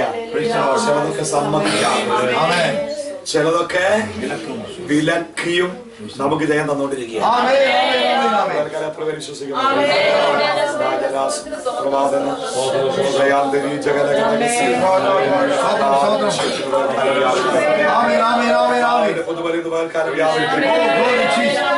ആത്മാവിനാ നടത്തപ്പെടുന്നവരാ. ആത്മനിയോഗമുള്ളവർക്ക് ഒരു ശുശ്രൂഷയുണ്ട്. ആ ശുശ്രൂഷ സുവിശേഷീകരണമാണ്, ദൈവരാജ്യത്തിന്റെ വിളംബരമാണ്, രോഗികൾക്ക് സൗഖ്യം കൊടുക്കുന്നത്, യേശുവിനെ കുറിച്ച് പറയുന്നത്, കെട്ടപ്പെട്ടതിന്റെ കെട്ടഴിക്കുന്നത് ഒക്കെ ഇതിനകത്ത് നടക്കുക. അതുകൊണ്ട് ഒരു വിളംബരത്തിന് വേണ്ടി ഒരുങ്ങാം. ദൈവ ആത്മാ നിയോഗത്തിന്റെ ശുശ്രൂഷയ്ക്കായി ഒരു ഭവനത്തിനകത്തോ ചർച്ചിനകത്തോ മാത്രം ഒതുങ്ങിയിരിക്കാനുള്ള ദൈവങ്ങളെ കുറിച്ച് ഒരു കൊയ്ത്തിന് വേണ്ടി ചിലരെ കർത്താവിലേക്ക് നിർത്തുക, ചിലരെ ക്രിസ്തുവിലേക്ക് നയിക്കുക, ചിലരെ കൂട്ടിക്കൊണ്ടുവരുക, തകർന്ന ചിലതിനെ പണിയുക, ചിലതിനെ കണ്ടെത്തുക, ഇതിനകത്തിൽ എഴുന്നേൽപ്പിക്കാൻ ആഗ്രഹിക്കുന്നു. അവരാ കൈമാറി, ആ ശക്തി കൈമാറി, അധികാരം കൈമാറി, ആ ശുശ്രൂഷ കൈമാറി ദൈവാത്മാവ് 15 എഴുന്നേൽപ്പിക്കാൻ ആഗ്രഹിക്കുന്നു. ശിഷ്യന്റെ നാവ് തന്ന്, ശിഷ്യന്റെ നാവ് തന്ന് സുവിശേഷം പറയുക, ദൈവവചനം പറയുക, പകൽക്കാലം നമ്മുടെ മുന്നിൽ നീയാകും. അടുത്തൊരു തലം കൂടെ തൊടാൻ ഞാൻ ആഗ്രഹിക്കുകയാണ്. കുഞ്ഞിന്റെ വളർച്ചയ്ക്ക് ആവശ്യമായ 4ാമത്തെ മേഖല എന്ന് പറയുന്നത് വൈദ്യശാസ്ത്രം പറയുന്നു, ഒരു കുഞ്ഞിന് വളരുവാൻ എക്സസൈസ് ആവശ്യമാണ്. എന്താവശ്യമാണ്? എക്സസൈസ്. നമ്മളെ എക്സസൈസ് ചെയ്യിപ്പിക്കുന്ന ആ കുഞ്ഞുങ്ങൾ അങ്ങ് ചെയ്തോളും. കുഞ്ഞുങ്ങളെ ശ്രദ്ധിച്ച് അവരെ ഉണർന്നിരിക്കുമ്പോ അടങ്ങിയിരിക്കുമോ? ഇല്ല. എപ്പോഴും ഇങ്ങനെ കൈയും കാലും ഒക്കെ നീട്ടിയും കുടഞ്ഞും വലിച്ചും തിരിഞ്ഞും ഒക്കെ ഇരിക്കും. ഇതന്നെയാണ് ആ കുഞ്ഞുങ്ങളുടെ വളർച്ചയ്ക്കുള്ള ഒരു എക്സസൈസാണ്.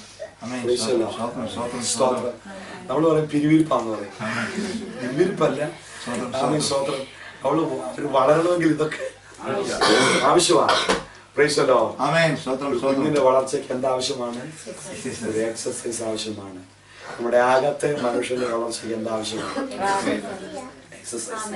അത് നമുക്ക് പേര് കൊടുക്കാം, സ്പിരിച്വൽ എക്സസൈസ്. സ്പിരിച്വൽ എക്സസൈസ് എന്ന് പറഞ്ഞാൽ ഒന്ന് പ്രാർത്ഥനയാലും വചനത്താലും പഠനത്താലും, 3 പരിശുദ്ധാത്മാവിന്റെ അഭിഷേകത്താലും, ഈ 3 മേഖലകൾ കൊണ്ട് ശക്തരാകുന്ന, സമ്പന്നരാകുന്ന, നിറയപ്പെടുന്ന ഓരോ വ്യക്തിക്കും എന്തോ ഉണ്ട്? ഒരു സ്പിരിച്വൽ എക്സസൈസ് ഉണ്ട്, ഒരു ശുശ്രൂഷയുണ്ട്, ഒരു നിയോഗമുണ്ട്, ഒരു അധികാരമുണ്ട്. അത് ചെയ്യാൻ നമ്മൾ ഒരുക്കപ്പെടണം. ഇതിൽ ഞാൻ പറഞ്ഞു വന്നതിന് വിഷയം കിടപ്പുണ്ട്. ഏറ്റവും അതിപ്രധാനം സുവിശേഷീകരണം എന്നുള്ളതാണ്, ബന്ധനങ്ങൾ അഴിക്കുക എന്നുള്ളതാണ്, രോഗികൾക്ക് വേണ്ടി പ്രാർത്ഥിക്കുക എന്നുള്ളതാണ്. ഇത് നാം പ്രാർത്ഥിക്കുന്നത് കൊണ്ടും വചനത്തെ അബ്സോർവ് ചെയ്യുന്നത് കൊണ്ടും അഭിഷേകത്തിന്റെ ശക്തിയാൽ നിറയപ്പെടുന്നത് കൊണ്ടും നമ്മുടെ മുമ്പിലുള്ള വാഗ്ദത്തങ്ങളെ പ്രാപിക്കുവാൻ ഒരു സ്പിരിച്വൽ എക്സസൈസ് ചില സന്ദർഭങ്ങളിൽ നമുക്ക് ആവശ്യമാണ്. ഞാൻ ആരംഭ ദിവസം ഓർപ്പിച്ചു, ജനവുമായി കടന്നു വന്ന ഇസ്രയേൽ ചെങ്കടലിന്റെ തീരത്ത് വന്നപ്പോ അവിടെ ഒരു വഴിയും ഇല്ല. പക്ഷെ കർത്താവ് പറഞ്ഞ എന്താ?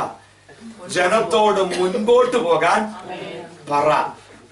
വഴിയില്ലാത്തോണ്ട് തിരിഞ്ഞെടുക്കാനുള്ള കർത്താവ് പറഞ്ഞു. ജനത്തോട് മുമ്പോട്ട് പോകാൻ പറ. മുമ്പോട്ട് എങ്ങോട്ടാ പോണ്ടി? എന്താ കുഞ്ഞെ, ഞാൻ വഴി ഉണ്ടാക്കിയിട്ടുണ്ട്, ഞാൻ വഴിയൊരുക്കി പറഞ്ഞേ, വഴിയൊരുക്കി വെച്ചിട്ടുണ്ട്. ഇന്ന് നിന്റെ കണ്ണിന് മുമ്പിൽ അത് കാണുന്നില്ല എന്നേ ഉള്ളൂ. ഞാൻ കഴിഞ്ഞ സമർപ്പിച്ചതുപോലെ നിങ്ങളുടെ വല്യപ്പച്ചനായ അബ്രഹാമിനോട് 4ാം തലമുറയെ കൊണ്ടുവരുമെന്ന് പറഞ്ഞപ്പോള് ഞാനൊരു വഴി ഒരുക്കിയിട്ടേക്ക്.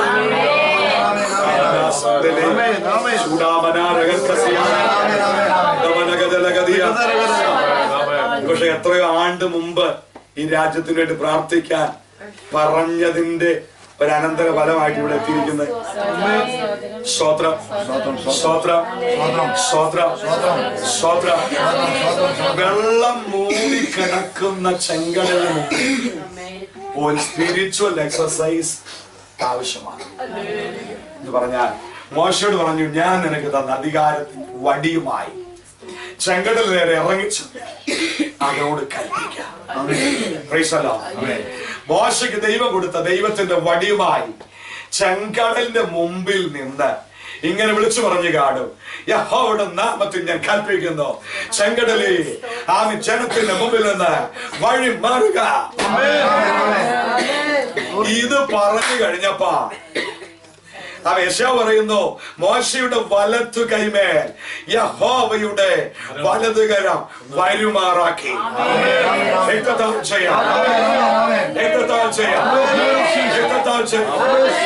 ദൈവത്തിന്റെ കൈ ഇറങ്ങിയ, ദൈവത്തിന്റെ കൈ വന്ന, മോശയുടെ കൈ നീട്ടിയ, കൈ നീട്ടിയ.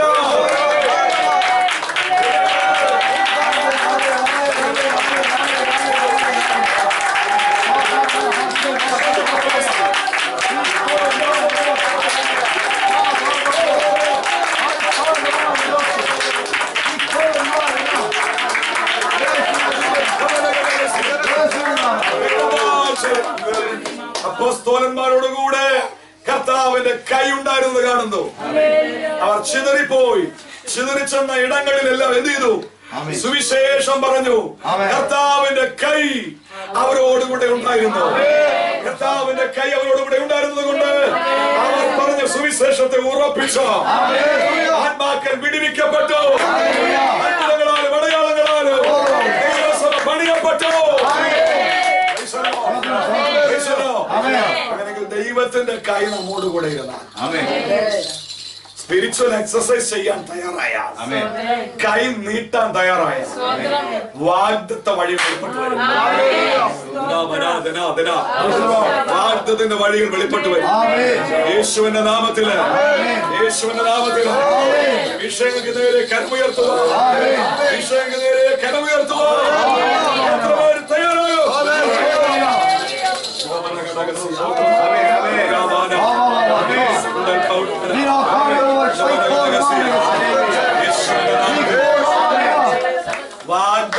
പ്രാപിച്ച പല ദൈവദാസന്മാരും ഒരു സ്പിരിച്വൽ എക്സസൈസോട് കൂടി അത് പ്രാപിച്ചത്. അടുത്ത നിലവരെ നോക്കാൻ യോശുവയ്ക്ക് മുമ്പിൽ വാഗ്ദത്വമായ ജനത്തിന് മുമ്പോട്ട് പോകുവാൻ ഒരു വലിയ തടസ്സം എന്തായിരുന്നു? യെരിഹോ എന്നൊരു വലിയ മുട്ടണം. Price the Lord. അതിന്റെ അരികെ വന്നപ്പോൾ ഒരു കാര്യം പിടികിട്ടി. അതിന്റെ വലിയ ഗേറ്റ് എന്തിരിക്കുക, പൂട്ടിയിട്ടിരിക്കുക. എന്താഗ്രഹിച്ചാ പൂട്ടിയത്? ഒരുത്തനും അകത്തോട്ട് കടക്കുകയോ അകത്തുനിന്ന് ഒരുത്തനും പുറത്തോട്ട് വരികയോ ചെയ്യരുത് എന്ന് പറഞ്ഞ് എരിഹോ അടച്ചു ഭദ്രമാക്കി. പകൽക്കാലം ജീവിതങ്ങൾ വിടുവിക്കപ്പെടരുത് എന്ന് പറഞ്ഞുകൊണ്ട് ഈ ദേശത്തിന്റെ ചില്ലിഹാമിന്റെ ഹല്ലേലൂയ വാതിലുകളെ പിശാച് അടയ്ക്കുമ്പോൾ ഒരു സ്പിരിച്വൽ എക്സസൈസ് കൊണ്ട് ചില അടയപ്പെട്ട വാതിലുകളെ തുറക്കുന്ന അഭിഷേകം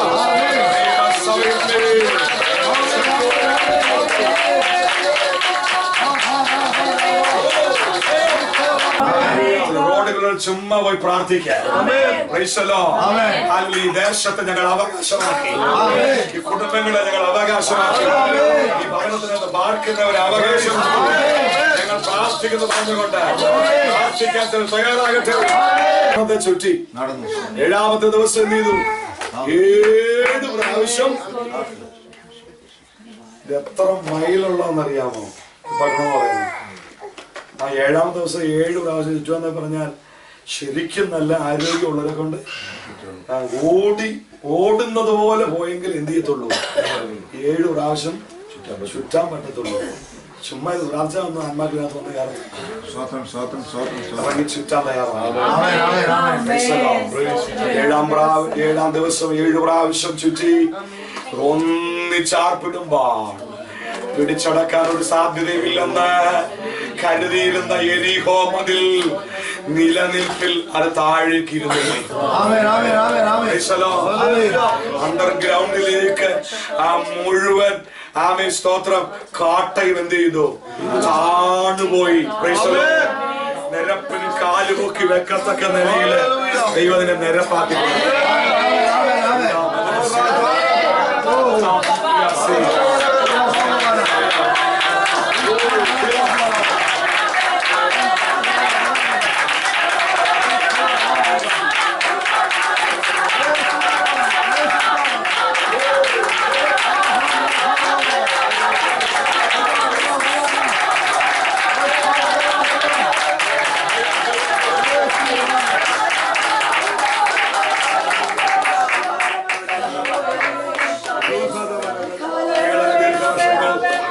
സഭാപ്രവർത്തനം ചെയ്ത ഒരു സ്ഥലത്ത് അതിന്റെ ആരംഭ നാളുകളിൽ പ്രവർത്തനം ആരംഭിച്ച് സഭയുടെ അഭിവൃദ്ധിക്ക് വേണ്ടി ആത്മാക്കൾക്ക് വേണ്ടി പ്രാർത്ഥിക്കുമ്പോൾ പല നിലയിൽ ഞങ്ങൾ പ്രാർത്ഥിക്കണം. എൻ്റെ വൈഫിന് പ്രത്യേകമായിട്ട് നിയോഗം നൽകി, നീ ഈ ആലയത്തെ ഒന്ന് ചുറ്റി നടന്ന് എന്ത് ചെയ്യണം?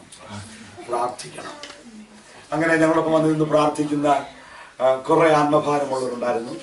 വൈഫിനോടൊപ്പം ഉള്ള ചില സഹോദരിമാർ, അവർക്ക് ഞങ്ങളുടെ ശുശ്രൂഷയിൽ കൃപ പ്രാപിച്ചവരും അഭിഷേകം പ്രാപിച്ചവരും ശുശ്രൂഷ പ്രാപിക്കപ്പെട്ടവരുമായ പല പ്രിയപ്പെട്ടവരുണ്ടായിരുന്നു.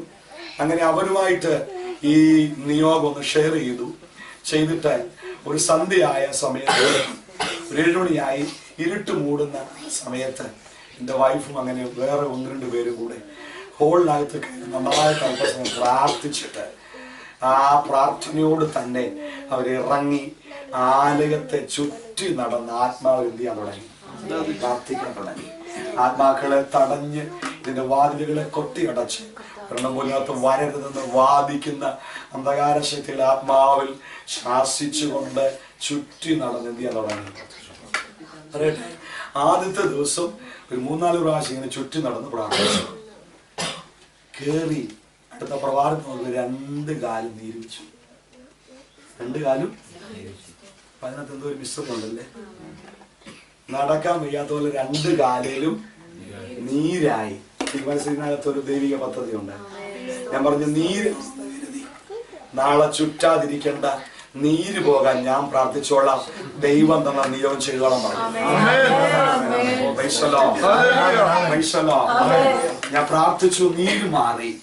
അടുത്ത ചില ദിവസങ്ങളിൽ ആലയത്തെ ചുറ്റിക്കൊണ്ട് പ്രാർത്ഥിക്കുമ്പോൾ നാളുകളായ ആത്മാക്കളെ അകത്തേക്ക് വിടാതെ വണ്ണം പിശാച് അവൻ കെട്ടിയതിൽ വേലികൾ പൊളിഞ്ഞു.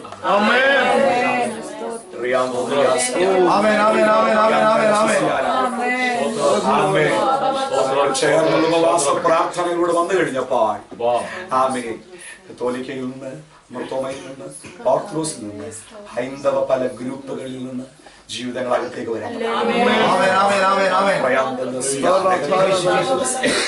ഒരു സ്പിരിച്വൽ എക്സസൈസ് നമ്മുടെ മേൽ പകർന്ന ആത്മനിയോഗത്താൽ, പ്രാർത്ഥനയാൽ, ദൈവജനത്തിന്റെ ശക്തിയാൽ, അഭിഷേകത്തിന്റെ ശക്തിയാൽ ഒരു പുതിയ തലം വെളിപ്പെടുവാൻ നമ്മളെ തന്നെ ഏൽപ്പിച്ച് ദേശത്ത് ഒരു സ്പിരിച്വൽ എക്സസൈസ് ചെയ്യുവാൻ നമ്മൾ തയ്യാറാകുമ്പോൾ കുടുംബത്തിനകത്ത് തന്നെ വ്യതിയാനങ്ങൾ വരാൻ തുടങ്ങും. നമ്മുടെ തലമുറയിൽ തന്നെ വ്യതിയാനം വരാൻ തുടങ്ങും. ബുദ്ധിയെ കെട്ടിയിരിക്കുന്ന മേഖലകളെ, പിശാചിനെ കെട്ടിയ എല്ലാ തലങ്ങളെയും ദൈവാത്മാവ് അഴിക്കും. നാം ആത്മാവിൽ ആരാധിക്കുമ്പോൾ തന്നെ ദൈവിക വിടുതലുകൾ സംഭവിക്കാൻ തുടങ്ങും. യേശുവിന്റെ നാമത്തിൽ, യേശുവിന്റെ നാമത്തിൽ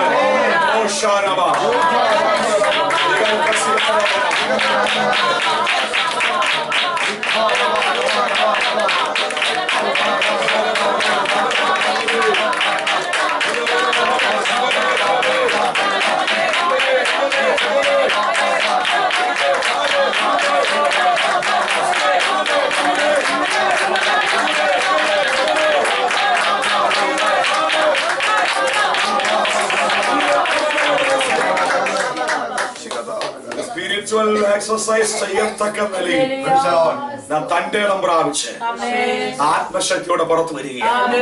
അത് ഇന്ന് പകൽക്കാലം നമ്മുടെ മേൽ ശക്തിയോടെ വെളിപ്പെടട്ടെ. പകർന്നിരിക്കുന്ന, ഏൽപ്പിച്ചിരിക്കുന്ന ശുശ്രൂഷ, ആ നിയോഗം, ആ സുവിശേഷീകരണം, സുവിശേഷമായി പോകുവാനുള്ള നിയോഗം 12 പേരെ അയക്കുമ്പോഴും അതാ ദൈവം പറഞ്ഞത്. 70 പേരെ അയക്കുമ്പോഴും കർത്താവ് കൊടുത്ത ആലോചന അതാണ്. എന്നെ കുറിച്ച് പറയുക, ദൈവരാജ്യത്തെ കുറിച്ച് പറ, രോഗികളെ സൗഖ്യമാക്കുക, ദൈവരാജ്യം സമീപിച്ചിരിക്കുന്നു പറയുക. ഇതാണ് കർത്താവ് നമ്മളെ ഏൽപ്പിക്കുന്ന നിയോഗം. ഇത് ചെയ്യുവാൻ ത്രാണിയുള്ളവരാണ് മാറേണ്ടതിന്. ആത്മാവിന്റെ ഒരു പുതിയ ബലം, ആത്മാവിന്റെ പുതിയ ദൈവാത്മാവിന്റെ പകൽക്കാലം നമ്മുടെ മേൽ പകരപ്പെടുകയാണ്. ഇന്നലെ പകർന്നതും പ്രാപിച്ചതുമല്ല, പകൽക്കാലം പുതിയ ഒരു നമ്മുടെ മേലേക്ക് ദൈവാത്മാവ് നൽകേണ്ടതിനായി എല്ലാവരും ഏൽപ്പിച്ചു കൊടുത്തു. ആത്മാവിന്റെ അഭിഷേകം പ്രാപിപ്പാൻ അതിനാഗ്രഹിക്കുന്ന കൊതിയുള്ള പ്രാർത്ഥനയുള്ളവർ ദൈവകരങ്ങളിലേക്ക് ഏൽപ്പിച്ചു കൊടുക്കുക. വിശ്വസിക്കണം, കർത്താവ് എന്റെ ദൈവാത്മാവിനെ ആത്മാവിനാൽ എന്നെ നിറയ്ക്കും. എന്റെ കൂടെ അവകാശം ദൈവകരങ്ങളിലേക്ക് എല്ലാവരും ഏൽപ്പിച്ചാട്ടെ. നിയോഗത്തിന്റെ കൈമാറ്റം